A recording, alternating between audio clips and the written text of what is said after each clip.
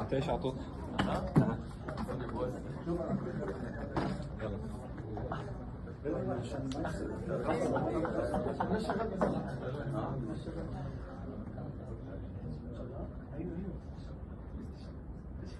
Okay, so in today's lecture I'll be speaking about the brainstem.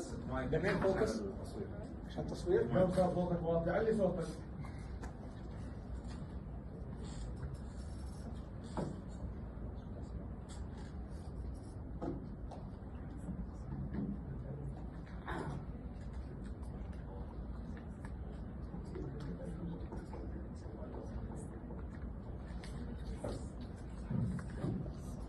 Okay.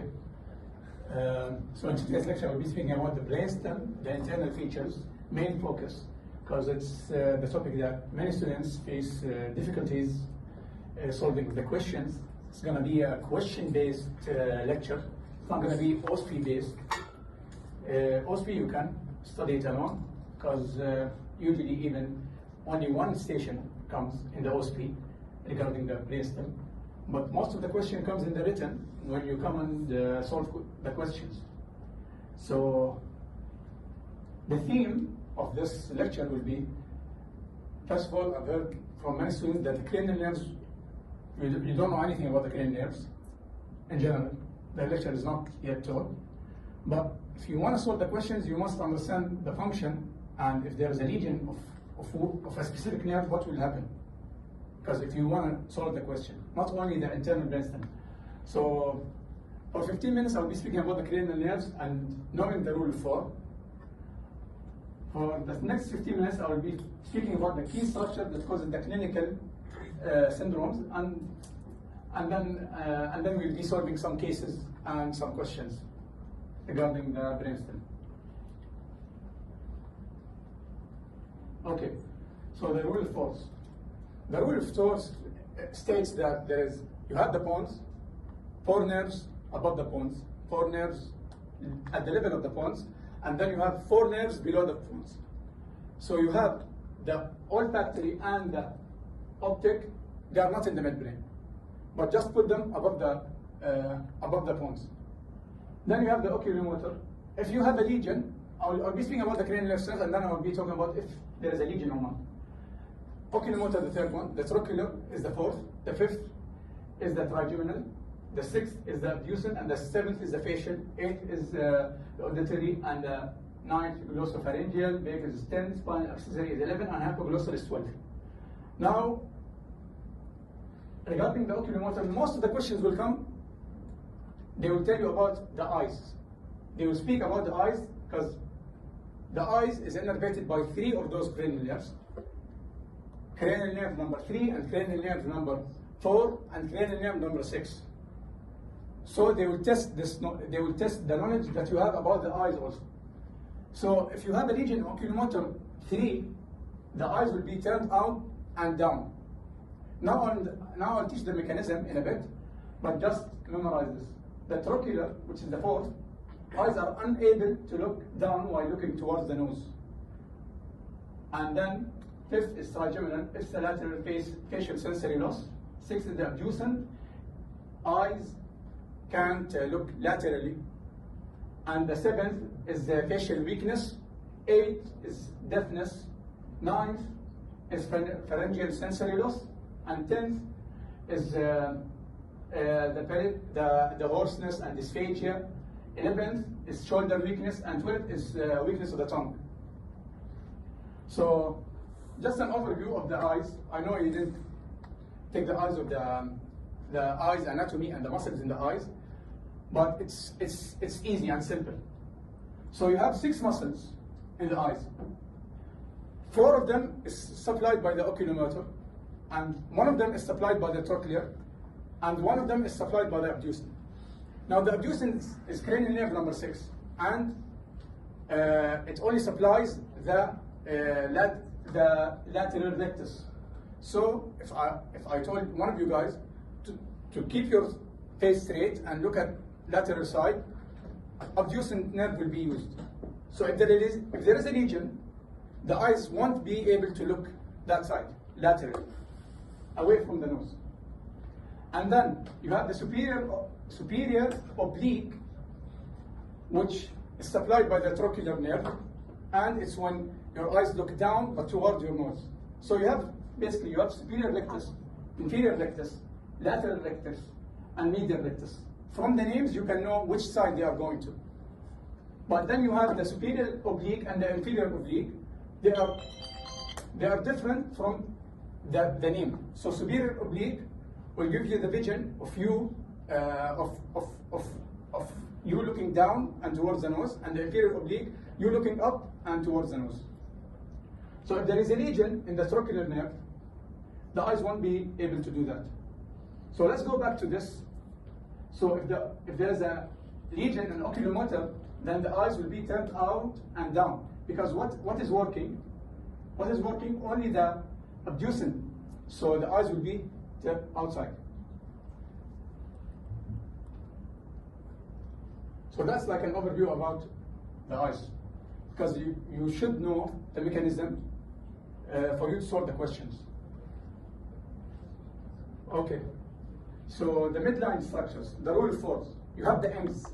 The M's mean towards the midline. You have the motor pathway, which is the corticospinal tract and the medial MSCI and MLF and motor nucleus and nerves. Now, it's just for you to know how to solve the questions. It's just a mnemonic. So you have the four, the M's, which all of those. So when there is a lesion in the midline, or when you see the symptoms in the question, so if there is a lesion, you always think about the midline, middle. And now there is, and the next one is the lateral structures, which are the S's, the sides, towards the lateral side. Let's go back here. Okay, so the most important thing is when you hear, when it states that in the question that there is a weakness, the patient came, presented to you by left arms and legs weakness. It's from the corticospinal tract. So there is a lesion in the middle of whatever structure you are thinking about. Always think, if there is a weakness in the right side, you think about the corticospinal tract on the opposite side. Regarding the medial MSCI, is loss of contralateral proprioception and vibration. So the question also states that the patient have zero vibration or proprioception in the left side. So we think about the right side of medial MSCI. MLF, it causes intranuclear ophthalmoplegia. So if I told the patient to keep his head straight, and I move my finger from the lateral side to the other side, his eyes won't be able to go to that side. He will be able to look there, but not there. His eyes will be stuck in the middle. And the motor nucleus and nerves are 3, 4, 6, 12. Now I'll be speaking more about it. Regarding the lateral structures, it's to do with spinal cerebral pathway, which you have ataxia in one of the sides, on the same side of the patient, and then you'll be having spinothalamic and sensory nucleus 5 and sympathetic pathway. Those are in the lateral structures on the sides. So the most important points that the nerves that can be divided evenly into 12 are 3, 4, 6, and 12. Remember those numbers, just for you to solve questions. Those always are in the midline. Okay? And then the 4 cranial nerves that doesn't divide equally to 12 are 5, 7, 9, 11, and they are in the lateral side. Okay, we have 2 exceptions. Applied trigeminal nerve and vestibular cochlear nerve 5 and 8 are the only 2 nerves that you can't localize them in the pons only. Because what we know is the 4 above the pons, 4 in the pons, and 4 below the pons. 1, 2, 3, 4 are above the pons, 4 to 8 are in the pons, and 4 cranial nerves in the middle. So you can, 5 and 8 are the exceptions that you can't localize them in the pons. Those are the blood supply. You should memorize them. Okay.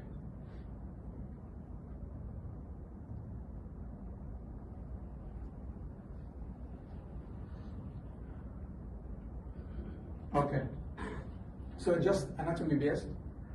If they give me like 3 cross-sectional without the labeling, of course, and they told me which one is which. So to differentiate between them, so always look for the space there for the fourth ventricle. Okay? If you see a space there, then it's either the medulla or the pons, not the midbrain. So now you know that it's not the midbrain, which have no fourth ventricle. So differentiate between them. To differentiate between the medulla and the pons, you will see in the pons that there is like a snake-shaped structure. You know that you are in the medulla.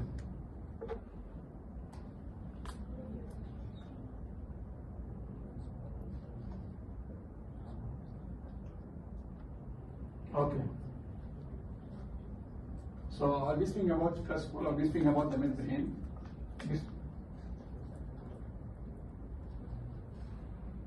Okay. So those are the most important structures in the midbrain: spinothalamic and medial lemnisci, corticospinal, and MLF, and red nucleus, and oculomotor. So you have all those key structures that I want you to know in order for you to know how to solve the question. So you have the spinothalamic tract, which is pain and temperature. Just memorize it as that, pain and temperature. The medial lemnisci is proprioception and vibration. The corticospinal and corticopubic tracts are contralateral movements of whatever part in your body. MLF, as I told you, you can't, you have adduction, you can't adduct your eyes. Red nucleus, movements and balance. The patient will come by ataxia, so you know that the red nucleus is damaged or there is a lesion in it. Oculomotor, as I told you guys, the patient will be coming, the eyes will be out and down. When I will be solving the questions, you will get the hang of it.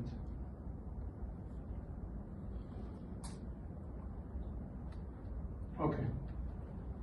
So the first syndrome I have here is Weber syndrome, and it's regarding the midbrain.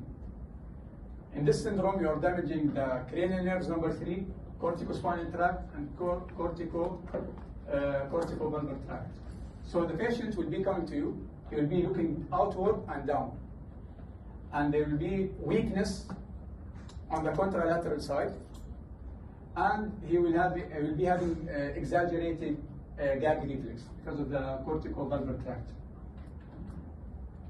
That's it. The patient will come. The question will say that a 73, 74 years old patient, he comes with contralateral weakness on the left side, contralateral weakness on the left side, and on his right eye, he's looking outward and down. Then you know it's Weber syndrome, if he doesn't present with any other symptom.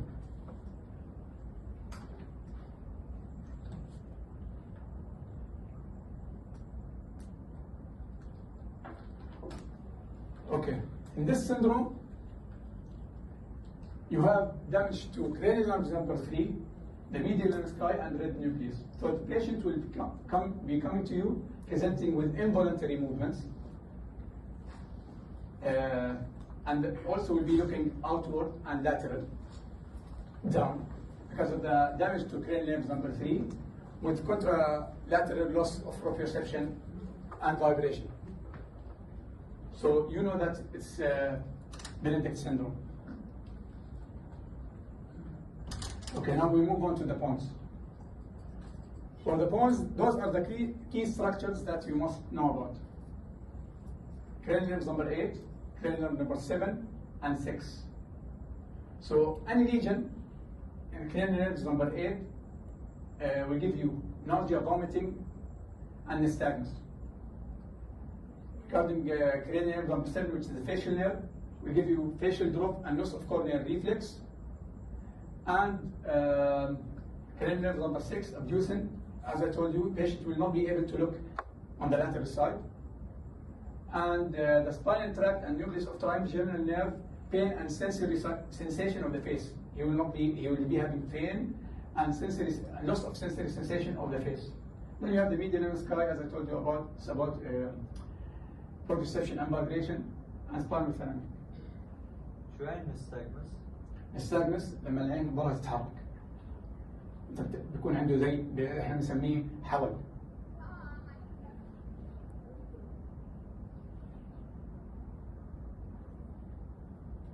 Okay. Moving on to medial pontine syndrome. So in this syndrome, there is damage in the corticospinal tract and cranial nerve number 6 and cranial nerve number 7. So the patient will come presenting with one-sided weakness because the corticospinal tract is damaged. So we'll be having left or right, but it will be in contralateral side weakness.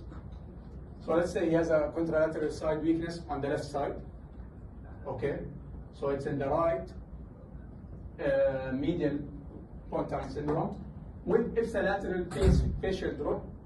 Let's say left-sided weakness with right-sided facial drooping, and he can't look laterally on the same side of ipsilateral because also cranial nerve number 6 is damaged.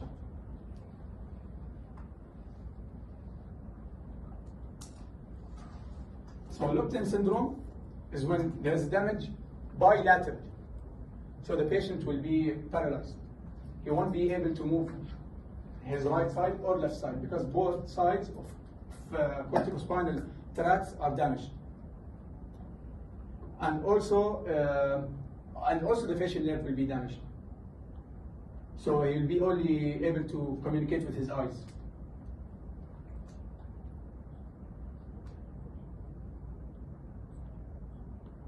Moving on to the medulla. So those are the key structures of the medulla. You have nucleus ambiguous, which is a shared motor nucleus of 3 cranial nerves, 9, 10, and 11. And then you have the hypoglossal nerve, which is cranial nerve number 12, and it innervates the tongue. So the patient, now I'll be speaking about it more, but the patient will be coming to you, will tell you that on physical examination, there was tongue. When he protruded his tongue, it deviated to the right. So there is it will deviate to the affected side. So the right side of the medulla. And the rest are then the same as the other structures. So first syndrome we have is medial medullary syndrome, which is a damaged corticospinal and medial lemnisci and hypoglossal. So the patient will present one-side weakness and loss of proprioception and vibration. And on physical examination, as I told you guys, tongue is flaccid and deviated to the affected side. So let's say he has a left-sided weakness, both arms and legs. And on the right side, when he protrudes his tongue, the tongue will be deviated to the right. So it's right region, medial right medial medullary syndrome.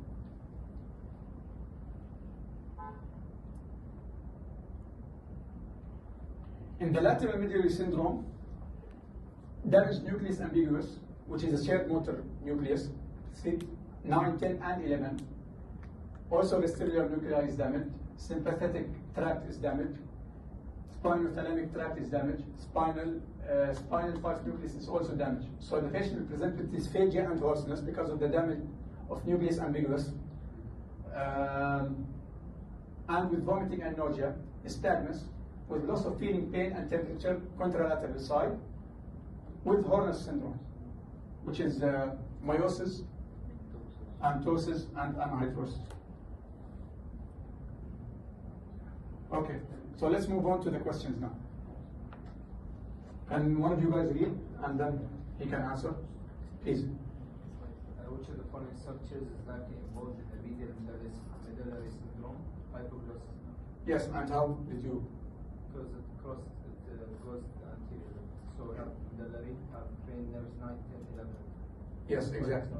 And how did you know that the hypoglossal nerve is in the medial side? This is one of the four ends. Exactly, exactly. That's it. Once you know the mnemonic, then you'll get to know. Yeah, 3, 4, 6, and 12. Who can in this case, and then he can tell us. Please. An 81 years old man presented with weakness. He states that an hour ago he suddenly was unable to move his left arm or leg. He denies any difficulty with speech. On examination, he is able to move corner facial muscles normally. There is no aphasia. On tongue protrusion, the tongue is deviated to the right. He is unable to detect lower or upper extremity vibration on the left side. Okay, so he presents with weakness on the left side, exactly. But when it comes to the physical examination, tongue protrusion was to the right. So the lesion is on the right. exactly. The lesion is on the right, but which part of the brainstem? Exactly. And why? It is in the medulla, but why? Tongue is deviated. Exactly. And it's innervated by which nerve? Hypoglossal. Exactly.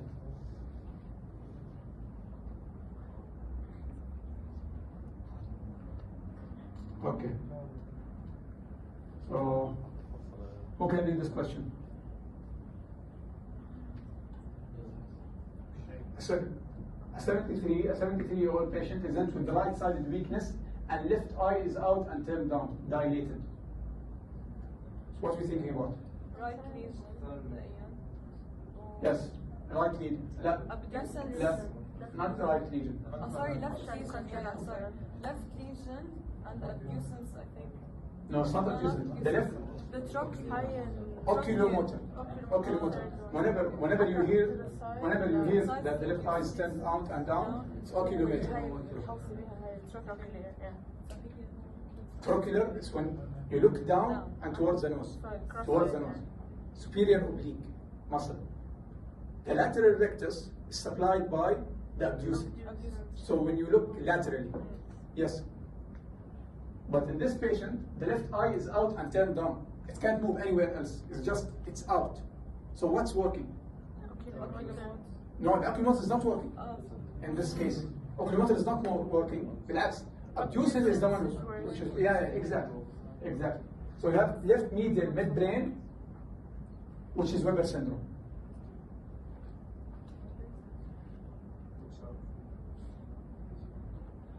Okay.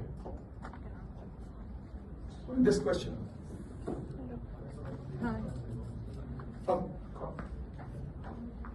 Hi. Yeah.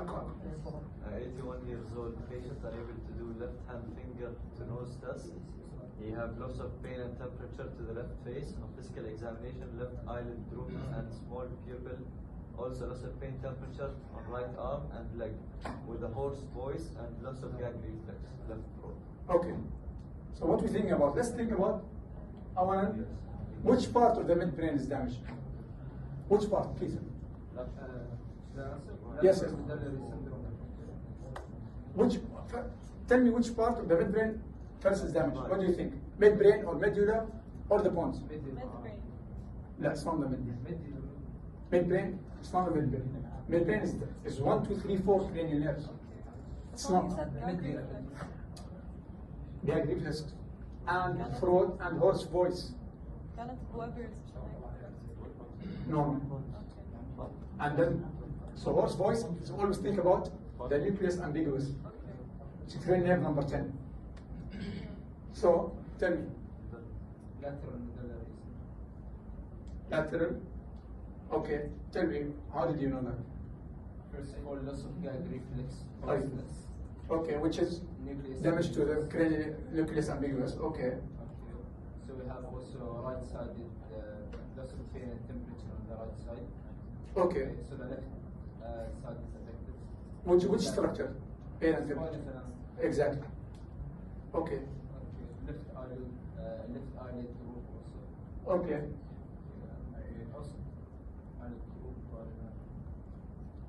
And small pupil.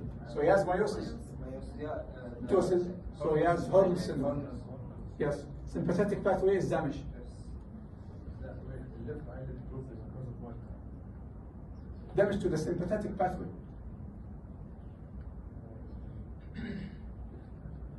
Which is Horner syndrome. So he's unable to do left hand and to nose finger, which is left ataxia. Loss of pain and temperature left face, trigeminal nuclei. As I told you, trigeminal cranial nerve number 5 and cranial nerve number 8 are exception of the rule, rule 4. Because you can have the nuclear in the, also in the, not only in the pons, but also in the medulla. Loss of pain and temperature, right arm and leg, left spinothalamic damage, left eyelid droop and small pupil, Horner syndrome, loss of gag reflex and left throat, cranial nerve number 9, Hall's voice, cranial nerve number 10, it's yes, left lateral medulla, which is Wallenberg syndrome. Okay. In this case, a 50-year-old patient presented to the ER with deafness and tetanus. On physical examination, he has loss of right finger to nose and with right facial numbness. He has no corneal reflex and right facial spasms is seen. So which part of the midbrain is damaged? Pons. Okay. Right. What do you think? Tell me. It's not guessing. Right lateral. How? The facial numbness, lateral. Okay. Cranial 7. Okay. And also, yeah, the facial is not in the mid. It's not divided by 12. Exactly. Exactly. He's using the rule 4 perfect.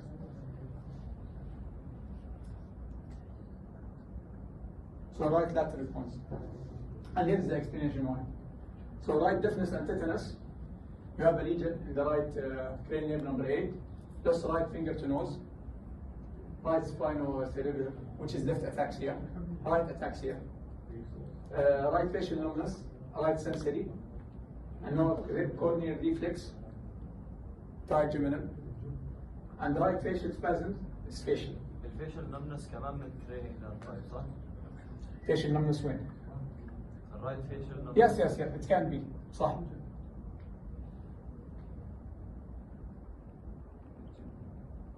Okay, here's the external features.